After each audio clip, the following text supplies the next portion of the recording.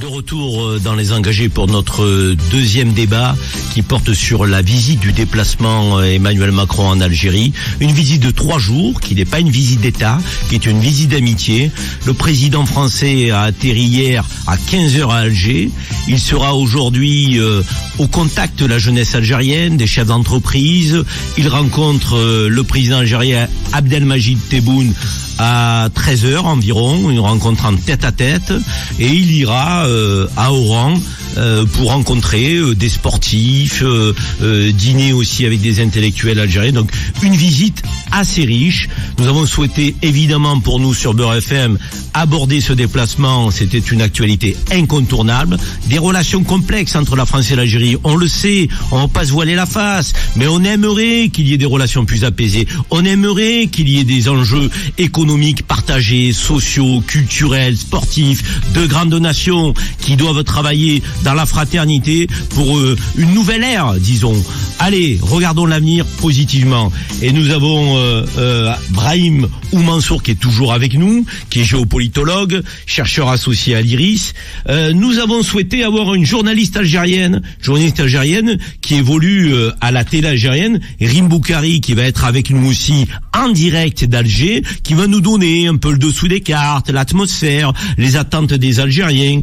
On a demandé aussi à un ancien ministre algérien, Nourdine Boukrou, d'être avec nous, un intellectuel, quelqu'un qui a été ministre du Commerce, et à un historien français de redynamiser cette relation sur le plan économique. Monsieur le ministre, bonjour monsieur le ministre. Bonjour Monsieur Zerébi, merci de me recevoir chez vous. C'est normal. Ce recul des relations bilatérales, des échanges économiques, des investissements surtout, s'explique par toutes les polémiques qui ont émaillé ces dernières années dans la relation algéro-française.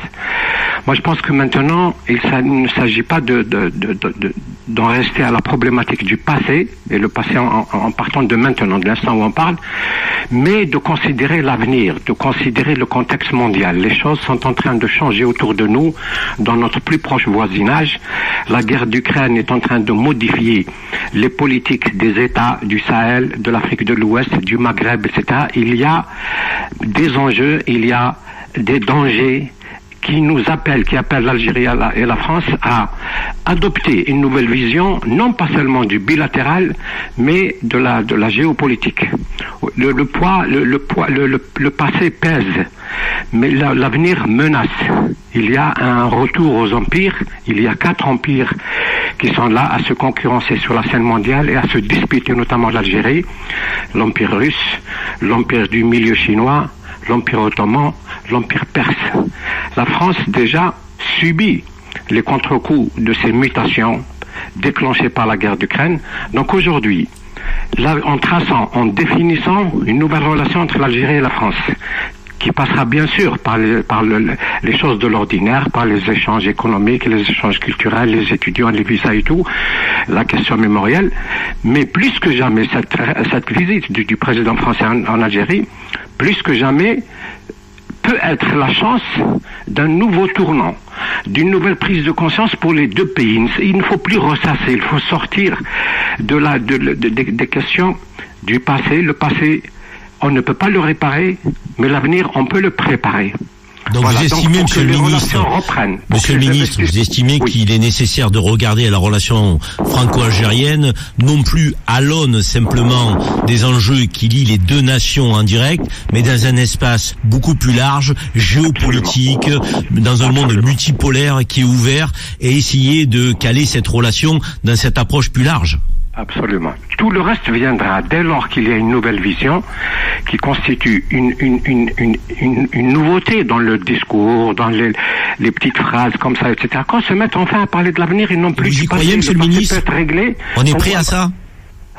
On peut l'être. De part et d'autre. Le président Macron a fait un bon discours au Rwanda il y a quelque temps. Les choses se sont améliorées de beaucoup. La même chose peut se reproduire en Algérie. Mais les peuples ont envie, Monsieur le ministre. Moi, je suis convaincu que le peuple de France et le peuple algérien ont envie de cette nouvelle relation, de ce nouveau souffle. Est-ce que les élites sont capables, là aussi, de ne pas instrumentaliser la relation franco-algérienne, donc pour essayer de cimenter de part et d'autre la nation? Parce que c'est aussi ça l'enjeu. Ne nous leurrons pas. On a profité parfois de l'histoire franco-algérienne pour instrumentaliser les consciences de part et d'autre, vous le savez. Exact, absolument. Et il est temps de sortir de ce jeu parce que tout cela se passait avant dans un contexte figé. Les présidents français ou algériens allaient visiter un pays ou l'autre, ils revenaient, les choses restaient figées, c'était la même chose, ça ronronnait, il n'y avait pas de changement. Or aujourd'hui, les choses changent au jour le jour. Regardez ce qui se passe dans le Sahel, ce qui se passe à notre frontière ouest, le Maroc, ce qui se passe dans toute l'ancienne sphère d'influence de la France, en Afrique de l'Ouest notamment, Wagner, etc. Il y a des mutations qui s'effectuent au jour le jour. Il y a des choses qui le passent monde comme bouge ça à vite, côté de monsieur le nous et on ministre. ne les voit pas. Exactement. Monsieur le ministre, restez avec nous. On va réouvrir quand même le sujet mémoriel, même si nous sommes tous conscients qu'il est nécessaire de regarder l'avenir et de ne pas braquer le regard dans le rétroviseur. Néanmoins, cette question, elle est là. Et une relation d'égal à égal, a dit Nasser Kabat, une relation gagnant-gagnant aussi, c'est possible, il faut le faire. On va revenir pour terminer ce débat avec Nordine Boukrou et Rim Boukari, nos deux intervenants qui connaissent parfaitement l'Algérie. Monsieur le ministre, cette relation d'égal à égal, gagnant-gagnant, elle est possible à l'issue de la visite du président Macron en Algérie? Vous y croyez? Oui, absolument. Tout peut être fait, nonobstant tout ce qui est à regretter, tout ce qui avait précédé. On peut, du jour au lendemain, modifier complètement l'orientation de la relation algéro-française, la tourner vers l'avenir, en soldant bien sûr le passé. Le soldant, ça ne veut pas dire l'effacer, au contraire, il y a des propositions qui ont été faites hier. Il faut écouter aussi celles faites par la partie algérienne, par le gouvernement algérien. Cela peut être fait. Mais comme je vous l'ai dit au début, l'avenir est essentiel. L'avenir répond de notre survie dans les prochaines décennies, parce que tout peut éclater. La guerre d'Ukraine nous montre qu'à tout moment, la planète peut être mise en péril. Donc, l'Algérie et la France doivent transformer ce passé-là en atout. Il faut que ça soit une sorte de tremplin pour tirer les enseignements qu'il faut tirer, mais surtout pour baliser l'avenir. L'Algérie est un grand pays.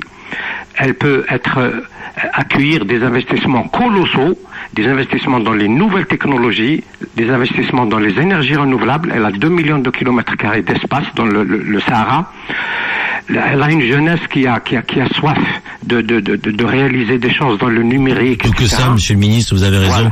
C'est important. En tout cas, on va vous remercier parce qu'on arrive à la fin de ce débat. Merci en tout cas, vous faites partie des élites algériennes. Et quand on a des mauvaises langues qui nous expliquent que les élites algériennes ne sont pas constructives, vous avez effectivement démenti que cette posture qui est hyper désagréable.